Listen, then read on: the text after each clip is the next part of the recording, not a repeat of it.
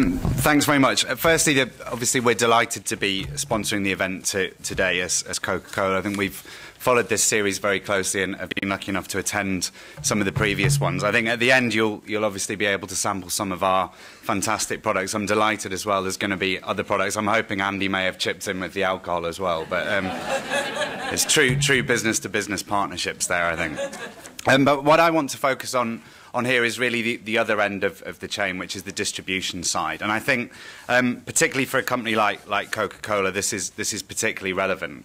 To give you a quick introduction to the Coca-Cola company, we're a global company that operates a franchise system, and that's quite important to understand because we franchise out our bottling operations to around about 300 or so, maybe more, varying in size, bottlers around the world.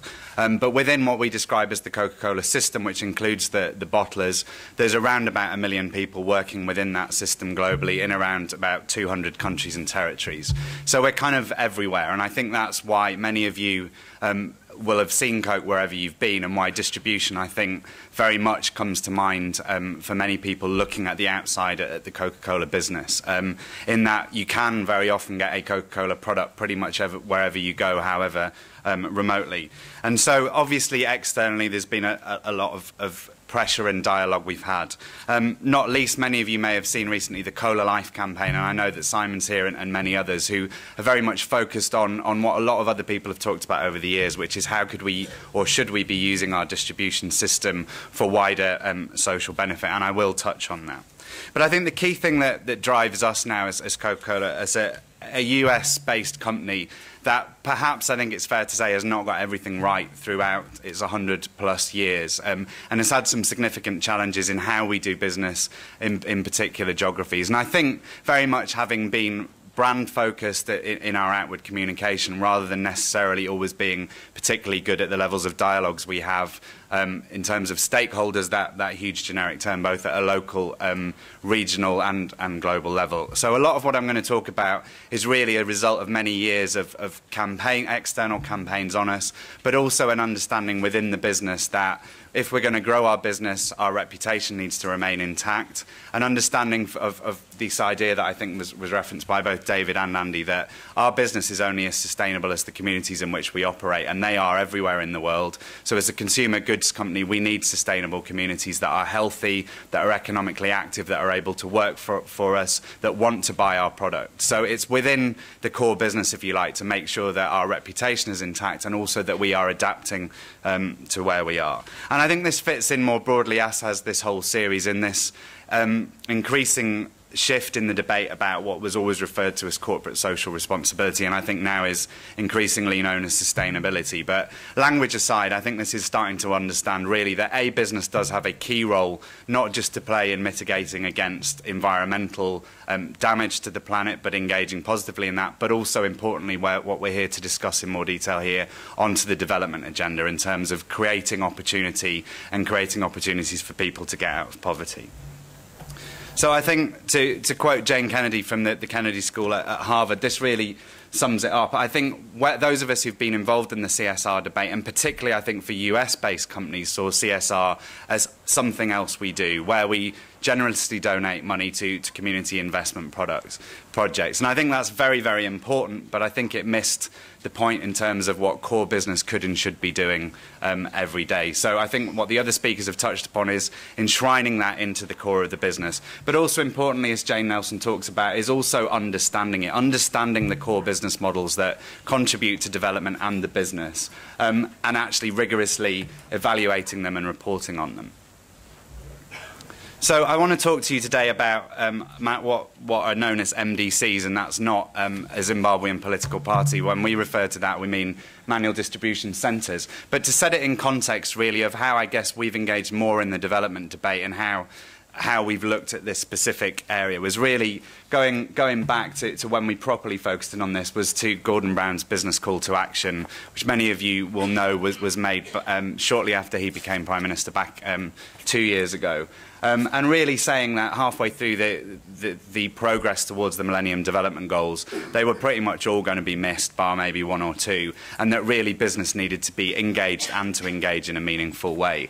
And Gordon Brown really called personally many global CEOs to account and said, really, we want you to start harnessing your core business in terms of the development agenda. And we were one of the companies, our then CEO, Neville Isdell, signed us up to that. And the next task for those of us working in this field was to look at, well, we're not in technology, we're not about to come up with innovative technology, but what actually is a core business strategy that we could be looking at that could also have development benefits. And I think finding that right fit, as I say, really took us to one of our bottlers, Coca-Cola Sabco, that bottles for us in large parts of the world, but has a particular focus in East Africa. And really looking at a model that it had developed, which was manual distribution centres. And I think what's interesting about this is not a model that came out of the desire to do good or to come up with an initiative. This was something that had been developed as a core part of the business. And I'll explain a bit more about that. But what's interesting about that is if you look at most of those countries in East Africa and increasingly elsewhere, nearly 90% of our volume is now going through these manual distribution centres. They're not an add-on to our business. They are a core distribution function and model that had developed purely out of business needs. And what this allowed us to do was start to apply a development lens to it and look at why does this model work as well as it can.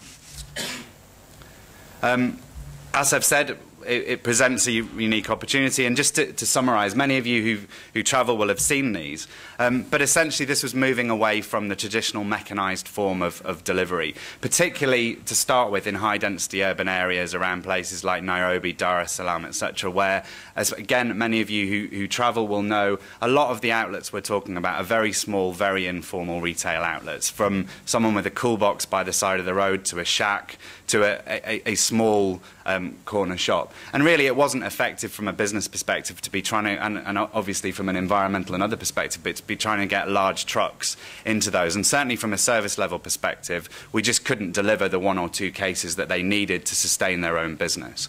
So what our bottler, along with us, did in that was say, well, we need a different model here. We need to come up with a way of more effectively and cost-effectively growing our business, but also being able to provide the service levels.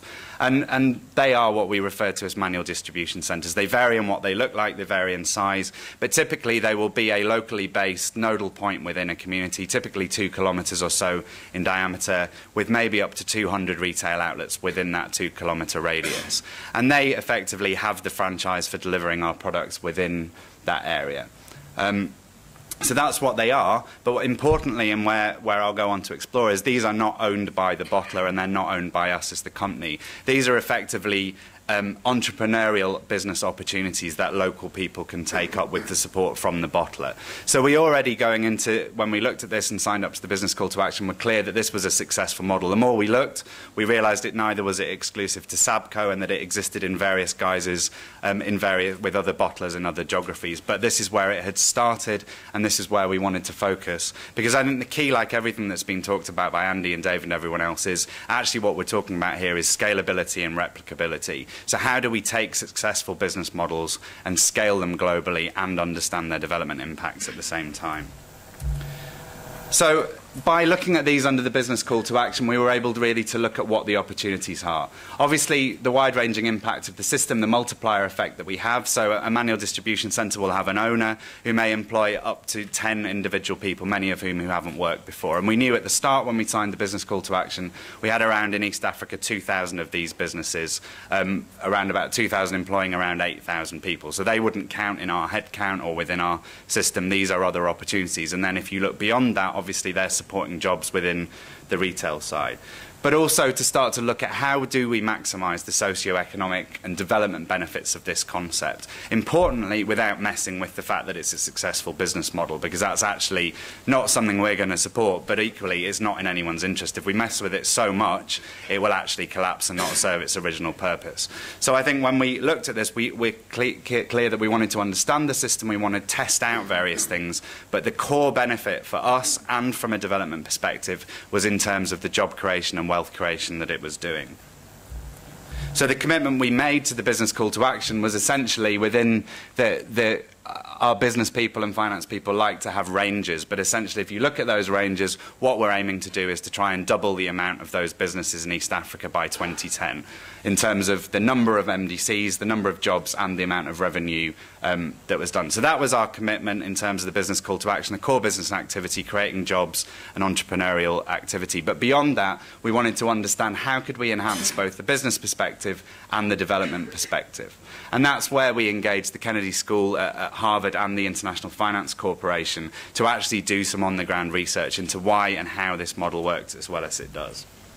And really, if you look at the timeline for the project, then this is what we looked at. Scoping and supporting the original, for the original event, the business call to action in May. And I think we were clear that if we were going to commit to this, there wasn't much point, much as we're good at PR and we're good at marketing, there wasn't much point to committing to something if it was just another PR opportunity. We wanted to make sure that this was something we would follow through with, importantly, that we had buy-in from all levels of our business as well.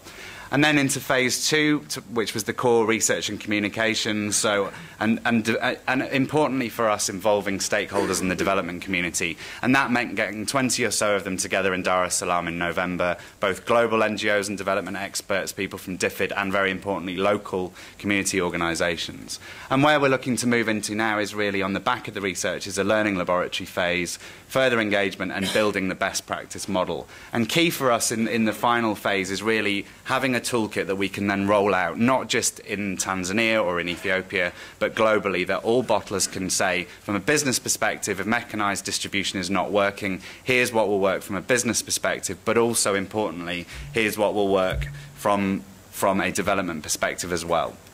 So as I've said, we've taken the sample from there, we've taken the interviews, and we've got a snapshot from that particular research to take forward.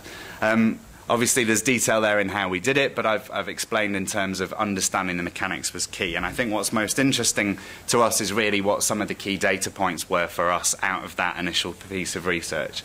And really into 3 key areas here. Generating economic opportunity, which I think would remain our #1 driver, is we don't want to lose the fact that we're creating jobs and we're developing and growing our business, because ultimately that's the sustainability part of it, if we're very honest. If we don't keep doing that, the interest at all levels of our business will wane. But also, if we see there, we found out, for example, in Ethiopia, 75% of owners are new business owners. So it's not just recycling people who are very good at creating businesses, it's bringing new enterprise development entrepreneurs into the system. We can see there in Ethiopia, 80% of owners rely on this as their sole income source, and I think that presents us with a challenge. And then if you look at those staff and owners, 80% and 95% indicate they make more money now than they did before. Next, I think this is a really key area. It was reflected before, and I think anyone who understands development knows there is no development without women's empowerment. That is just a given. I'm not sure it's widely as accepted as it should be, but if any development is going to happen, that's going to be key. And interestingly, from our perspective, is we found out quite a lot of owners, not as many as we might like, are already women. And bear in mind, we've never tried. That wasn't something we set out to do as a business, but that's what's happened. And interestingly, if you speak to the local account directors and the bottler there, they'll tell you the best run businesses in the manual distribution centres are run by women. So there's a very clear opportunity there for us as a business and from a development perspective to be focused on this. And catalysing human development. I mean, what we also realised is that we've created lots of jobs, those 8,000, but they're very low-skilled jobs. They're pushing push carts around or leading donkeys around or whatever the mode of transport is. But often they haven't got primary education. They don't, for example, in Tanzania, speak English, which actually puts a ceiling on how well they can develop. So there's clear opportunities there, not just in terms of education and training for them to do a better job for us, because arguably they do a great job pushing those around, but we understand there is an opportunity here to take that further. So those 3 key areas are really what we look to look at. That's the summary of those. And the key opportunities really, and this is where we go from here, there are 5 key opportunities that we've identified and that we want to explore further in either a pilot or learning laboratory thing. Targeted recruitment. So how can we more effectively target some of the owners that A, work best for the business, but B, we know from a development perspective will really make a difference in development terms on the ground. So really starting to look at how can we get more women and more first-time business owners into those. We're constantly looking to open more manual distribution centres. Another challenge is finance, credit and financial services. And this is probably not, well, it's definitely not unique to us, but microfinance and commercial finance, there is a huge gap between that. And above around a $4,000 or so investment where microfinance goes up to, there's not a lot in between until you can access really good commercial credit. And at the moment we have a very ad hoc system for supporting the setup of these, so we will underwrite and guarantee at banks. But there's clearly a need not just for us but across lots of different businesses to find innovative ways of finance within that. But also within that, looking at how can we be working with both financial and telecom businesses to look at moving what is essentially a cash business into electronic transfer systems and everything else. So looking not just at partnerships, traditional partnerships, but other more innovative business-to-business partnerships. I've touched on capability development and training, but again, looking at partners that we can work with on that to develop more wider business skills training, entrepreneurial training and societal training. And the bottom area really is social products and social marketing. And again, we've tried it before, we're told we should do it all the time. Clearly we can get Coke and other products wherever we want. It works. Primarily we know that it often works because of the pull of the brand rather than us being geniuses at being able to get it out into the middle of the Sahara or the Kalahari. But clearly there is capability and we have expertise in this area. Where we've tried it before with condoms or anything else, we haven't necessarily really looked at, if you're going to distribute another product, a health product, how do you make a business case for that to make it sustainable? So rather than we'll deliver a few condoms or something else, how do you build entrepreneurial and business opportunities around that so that it will sustain itself in the long term through good times and bad times? And also we know the power of our brands, the push carts and everything else. There is a huge amount of potential there for social marketing and health messaging through that. So where we are now is we know the core business model works and we want to really focus on expanding that. But we also want to look for partnerships and run pilots over the rest of 2009 in these key areas to fully understand what can work and what can't work. Clearly, some things will work in Tanzania and Ethiopia that wouldn't work in Asia or Latin America or even in other African countries. But we feel we can come out of this with a very strong idea of what can work and provide a toolkit, not just really for our own business, but for others as well in terms of how we harness that distribution expertise. So we already know it's working because since last year we've already seen a lot of success. We've seen the IFC KSG study completed and we're really ready to go in terms of piloting. And that's just to give you the human side, because I think it's often easy to quote facts and figures, but these are real people whose lives are being transformed, who are able not just to own their own business, but are becoming key figures within their community, and as you say, particularly for the women, are now able to educate their own children and often to educate the children of their wider families as well. So I think we recognise there is a key opportunity here that shouldn't be missed, and I think it'd be great to get input from everybody here, and we'll continue to work with many of you to do that going forward. So I'll leave it there because I'm sure the discussion will